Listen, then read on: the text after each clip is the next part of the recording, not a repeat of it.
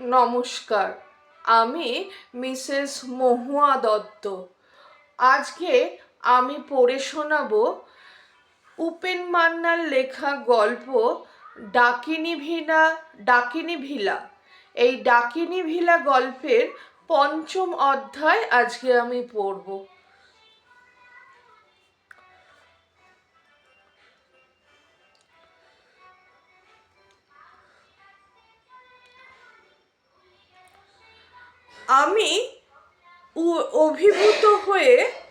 আমি অভিভূত হয়ে শুনছিলাম হরিনারায়ণের কথা। বললাম, হরি, ব্যাপারটা একটু খুলেই বলো না কেন? কিন্তু আমার কথা শোনবার অপেক্ষায় হরি ছিল না। চেয়ার শূন্য। আমি হয়তো অন্যমনস্ক হয়ে পড়েছিলাম একটু। সেই সুযোগে হরি কখন যে ঘর থেকে বেরিয়ে গেছে টের পাইনি।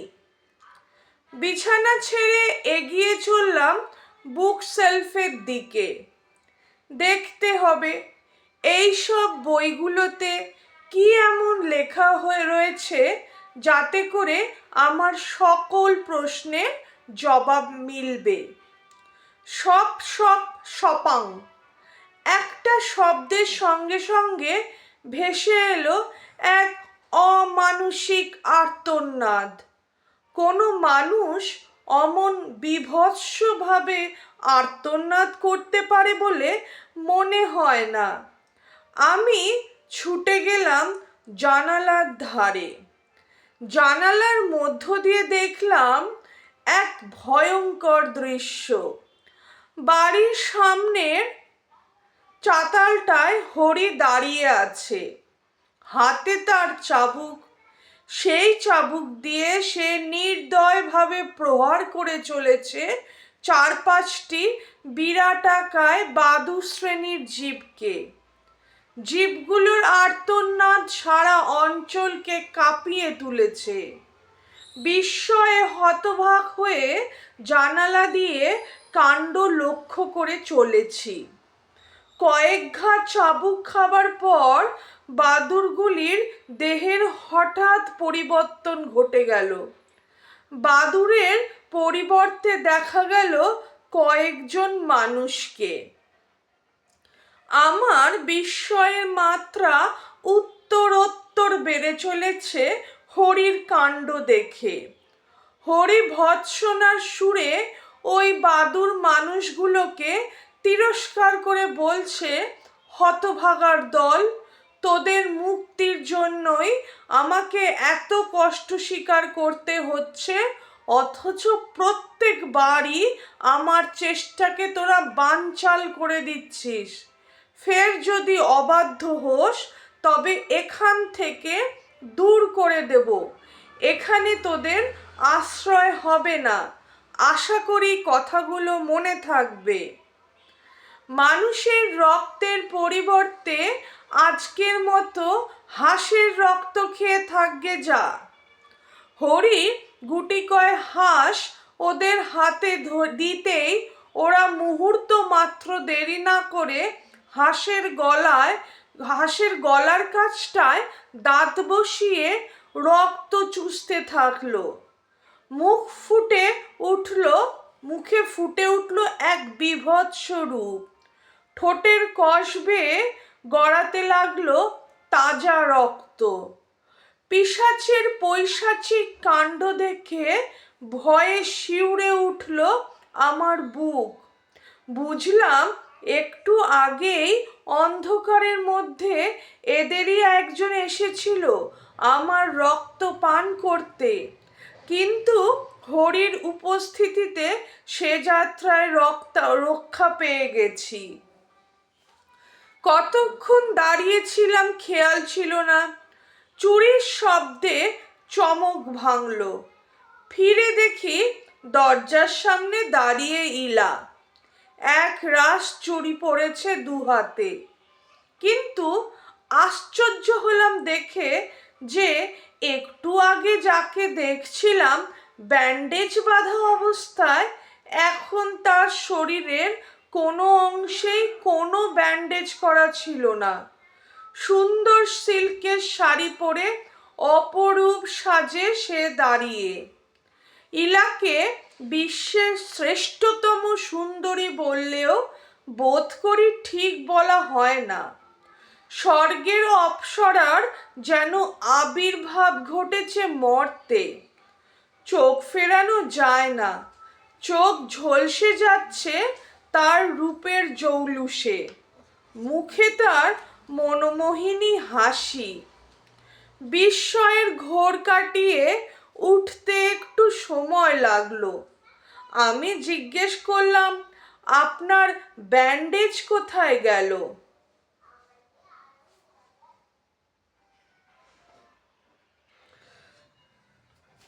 কলকল খলখল করে হেসে উঠল ইলা। সেই হাসির আমেজ আমার মগজকে যেন অবশ করে দিল। ইচ্ছা হলো ছুটে যাই ইলার কাছে। হরি যদি কিছু ভাবে তো ভাবুক, আমার তাতে কিছুই আসে যায় না। ইলা আমার দিকে এগিয়ে আসতে আসতে অনুযোগ ভরা কণ্ঠে বললে, আমাকে জোর করে ব্যান্ডেজ দিয়ে মুড়ে রেখেছে ওই হতভাগা হরিনারায়ণটা। আর আর জোর জবরদস্তি করে ওই কাচের বাক্সটায় আমাকে থাকতে বাধ্য করাচ্ছে। বলুন তো, এটা কি ওর ঠিক হচ্ছে? নিশ্চয়ই না, আমি প্রতিবাদ করে বললাম। খুবই অন্যায় কথা, হরিকে আমি নিশ্চয়ই বলবো। তবে তার আগে আমাকে জানতে হবে হরির সঙ্গে আপনার সম্পর্কটা কতদূর। কোনো সম্পর্ক নেই, ঝাঁঝালো গলায় ইলা বললে। ও আমাকে জোর করে এখানে কয়েদ করে রেখেছে। আমি এখান থেকে পালাতে চাই, কিন্তু কিন্তু কিন্তুটা কি? প্রচণ্ড আগ্রহ প্রকাশ পায় আমার মুখে। আমি উত্তেজিত হয়ে জিজ্ঞেস করলাম, বলো, তুমি নির্ভয়েই বলো ইলা। আবদারের সুরে ইলা বললে, বলবো বই কি, নিশ্চয়ই বলবো। সেই জন্যই তো এলাম। আপনি হ্যারিকেনের আলোটা নিভিয়ে দিন, হরি যদি এসে পড়ে মুশকিল হবে। না না, সেটা ঠিক হবে না ইলা, আমি চিন্তিতভাবে বললাম। হঠাৎ যদি হরি এসে পড়ে তবে বড়ই লজ্জার ব্যাপার হবে। হরি আমাকে অন্য কিছু ভাবুক, তা আমি চাই না। বেশ, সরি।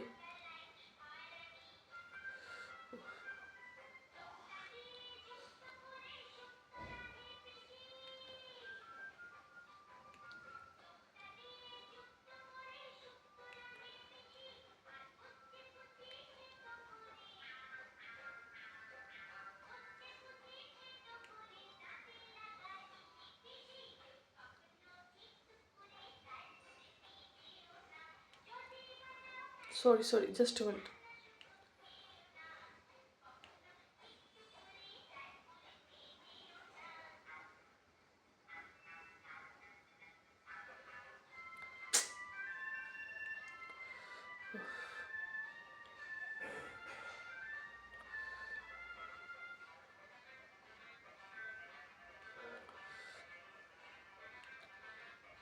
না না, সেটা ঠিক হবে না ইলা, আমি চিন্তিতভাবে বললাম।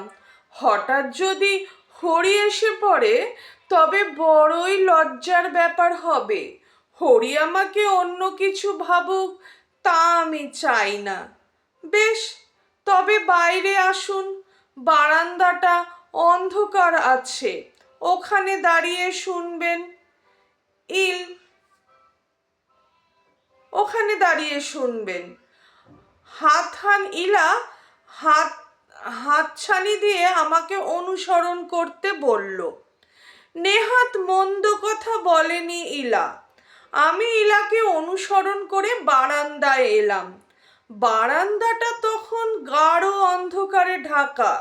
বৃষ্টির জোর অনেকটা কমে গেছে। ইলাকে দেখতে পাচ্ছিলাম না, কেবল একটা সাদা মূর্তি অন্ধকারের মধ্যে দাঁড়িয়ে থাকতে দেখলাম। ফিসফিস শব্দ ভেসে এলো ওই সাদা মূর্তিটার কাছ থেকে। এগিয়ে এগিয়ে আসুন। আমি নিঃশব্দে এগিয়ে গেলাম মূর্তিটার কাছে। বললাম, বলো ইলা, কি বলতে চাও?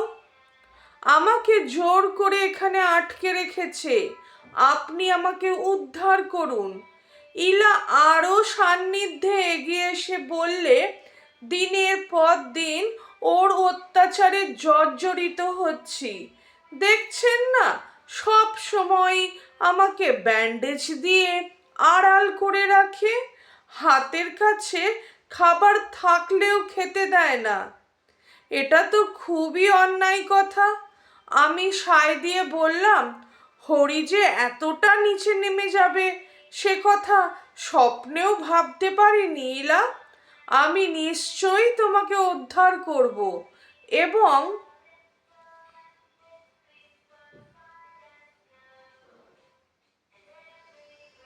কথাটা মাঝপথে আটকে গেল আচম্বিতে ইলা আমাকে জড়িয়ে ধরাতে। ইলার নিঃশ্বাস এসে পড়ছে আমার গালে। উহ, কি প্রচণ্ড ঠান্ডা সে নিঃশ্বাস! মনে হচ্ছে হিমালয়ের বরফ ঘেরা শিখর থেকে কেউ যেন হিমশীতল হাওয়া বইয়ে দিচ্ছে।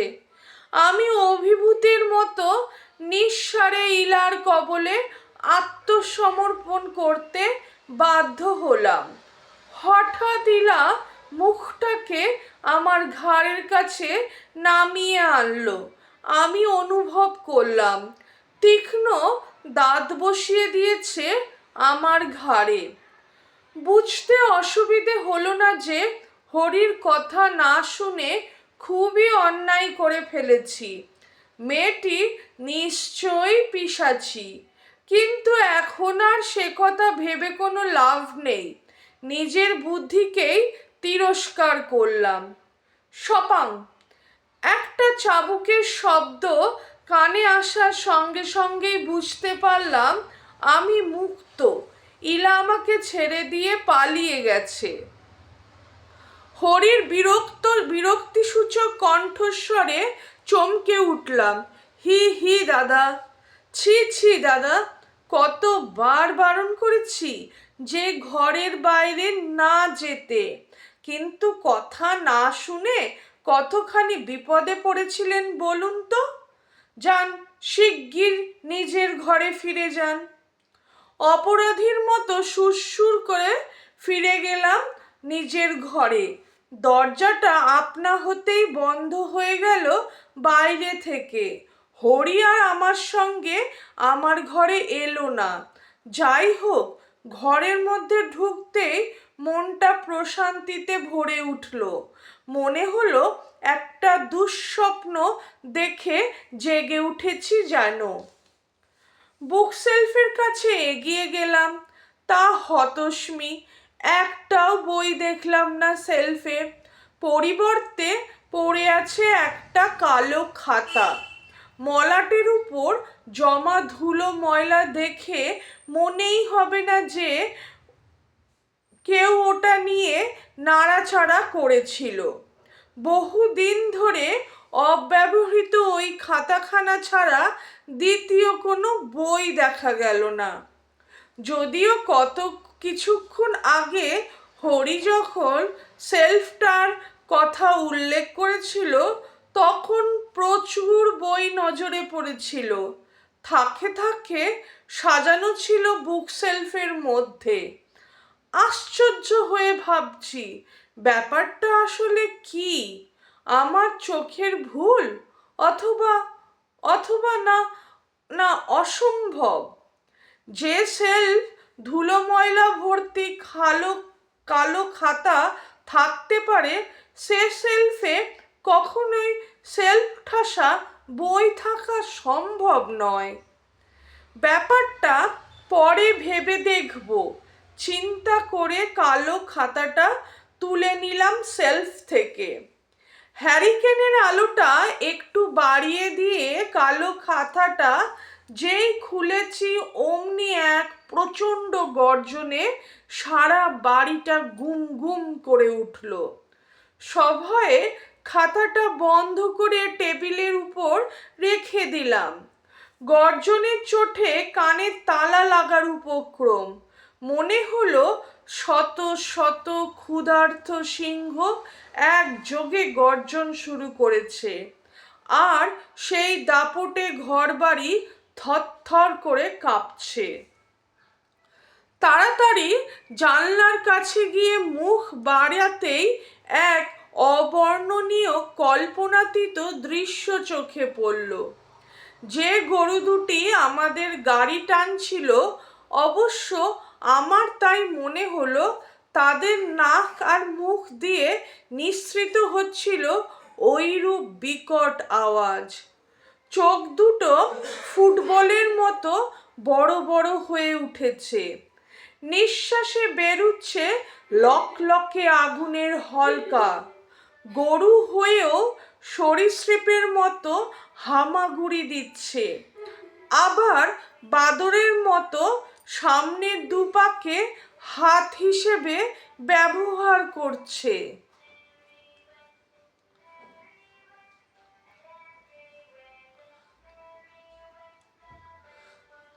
ভুতুড়িয়া স্টেশন থেকে শুরু করে এই মুহূর্ত অবধি যে অবস্থার মধ্যে দিয়ে আমি চলেছি তার প্রকৃত ব্যাখ্যা কি হতে পারে তা বোধগম্য হওয়া দূরে থাক, আমি যেন ক্রমান্বয়ে এক অভূতপূর্ব কুহেলিকার মাঝখানে গিয়ে পড়েছি।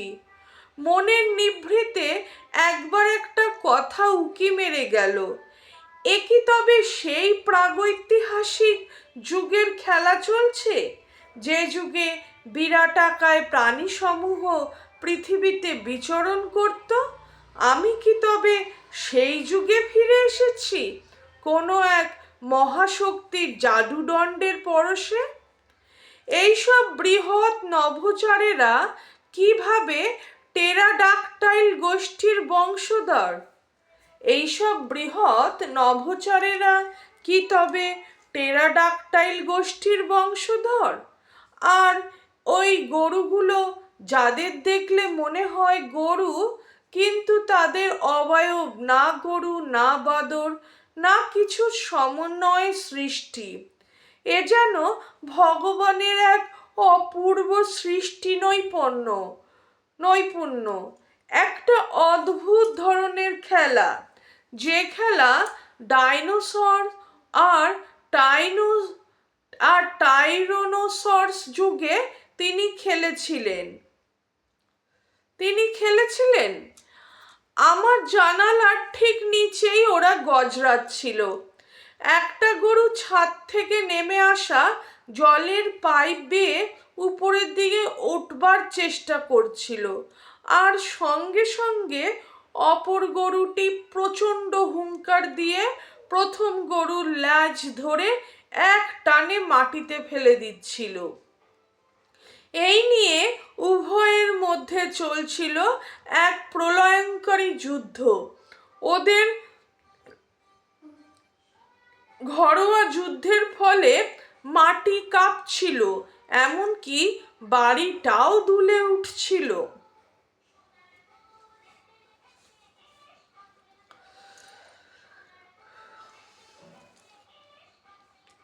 মুহূর্ত অপেক্ষা না করে হরি সপাস সব চাবুক চালাতে লাগলো গরু দুটির দিকে। হরির চাবুক যেন আশ্চর্য জাদু ছিল। গরু দুটির দৃষ্টি হয়ে এলো সচল ও সাধারণ। নিঃশ্বাসে আর দেখা গেল না কোনো আগুন। গরু দুটি মাথা নিচু করে চলে গেল। চলে যাবার পূর্ব মুহূর্তে একবার মাত্র মাথাটা ঘুরিয়ে দেখে নিল আমার দিকে।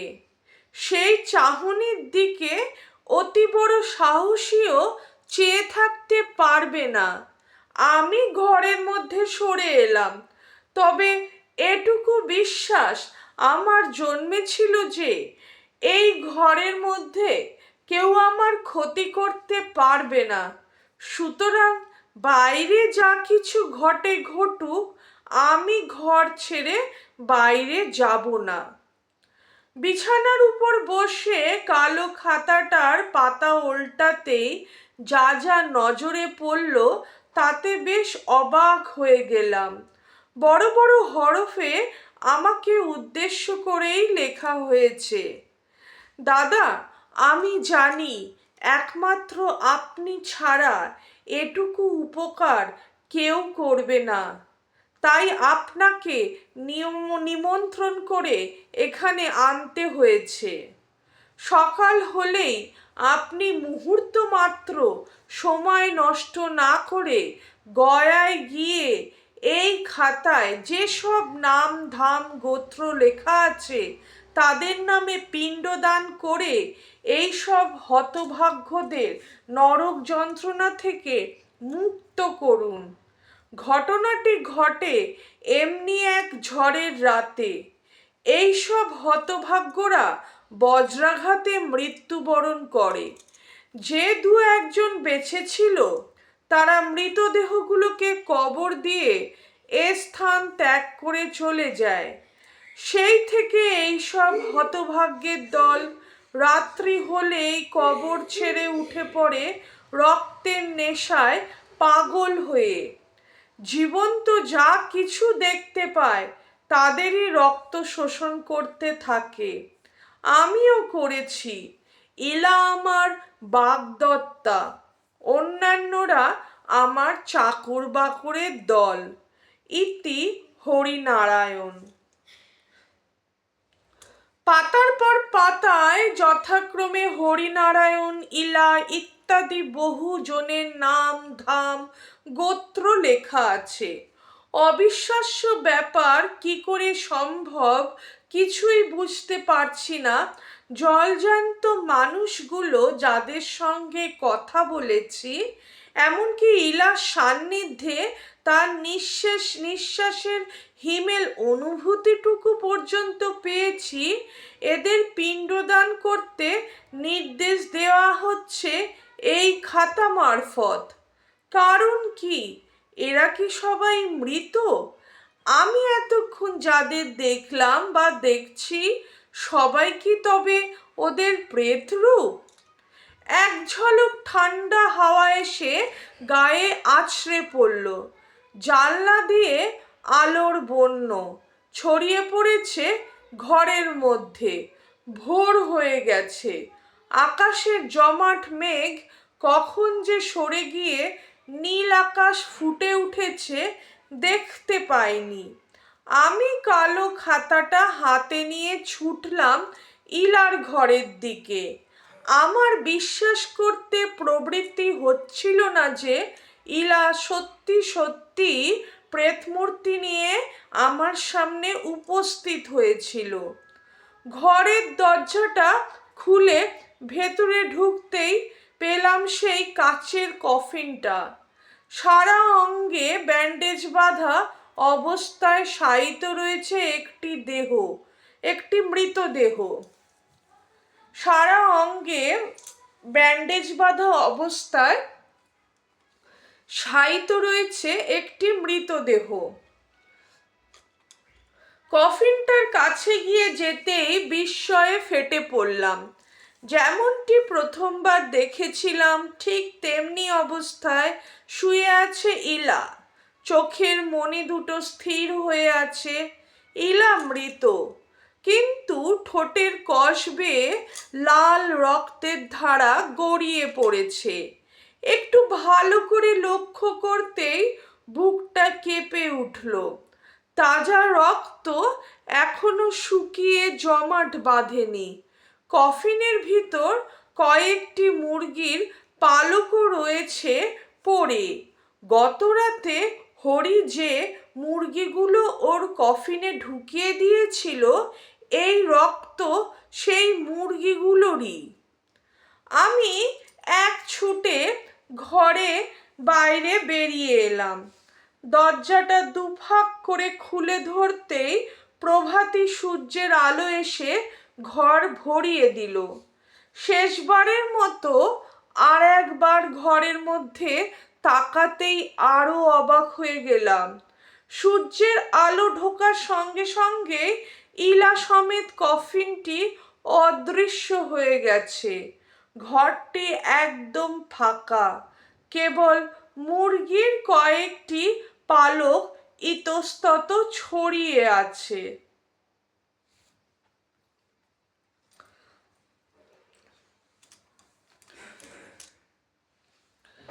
এক লাফে দোতলা থেকে নেমে এসে দাঁড়ালাম উঠোনটার মাঝখানে।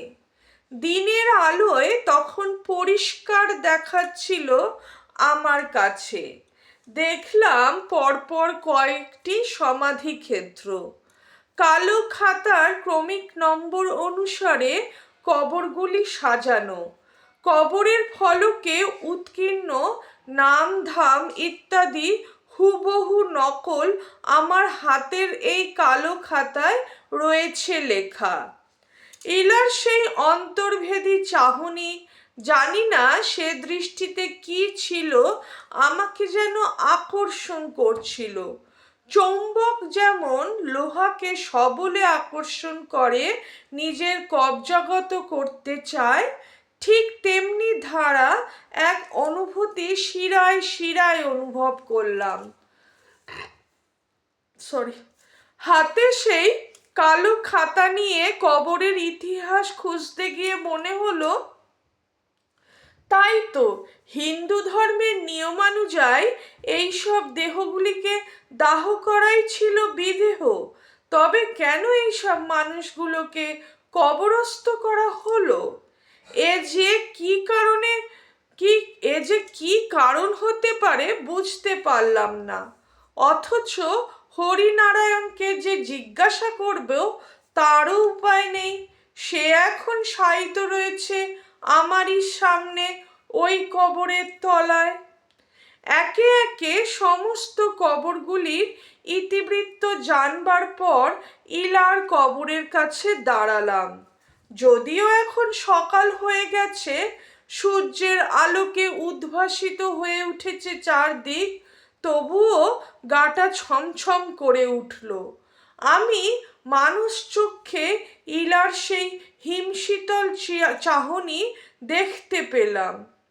ইলা মৃত এবং তার দেহ কবরস্থ করা হয়েছে, একথা আমি বুঝতে পারছি। তবু মন বলছে হয়তো সে কবর ফুঁড়ে উঠে আসবে, আমার সামনে আলিঙ্গনবদ্ধ করে বসিয়ে দেবে তার ছুচলো দুটি দাঁত, আর তারপর নিঃশব্দে শোষণ করে চলবে আমার দেহের রক্ত। ভাবতেই শিউরে উঠলাম আমি।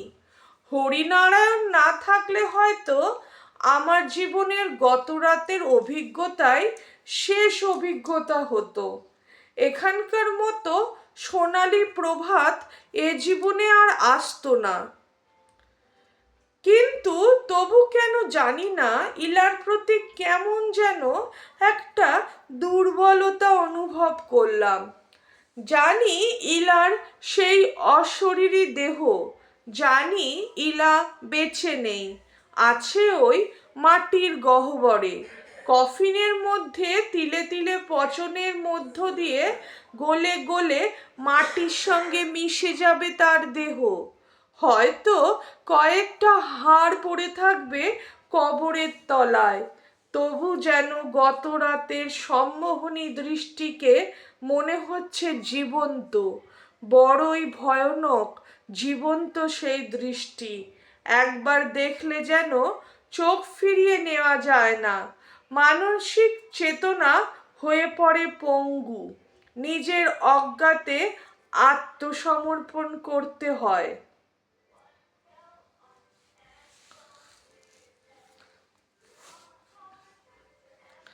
আজকে গল্পটা এখানেই থামালাম। নেক্সট ভিডিওতে এই গল্পের 6ষ্ঠ পর্ব নিয়ে আসছি। আপনারা সঙ্গে থাকবেন। যদি আমার গল্প পরিবেশনা ভালো লেগে থাকে প্লিজ আমার চ্যানেলটা সাবস্ক্রাইব করবেন এবং আপনাদের মূল্যবান মতামত আমাকে জানাবেন। এতক্ষণ আমার সাথে থাকার জন্য আপনাদের সবাইকে ধন্যবাদ। ধন্যবাদ।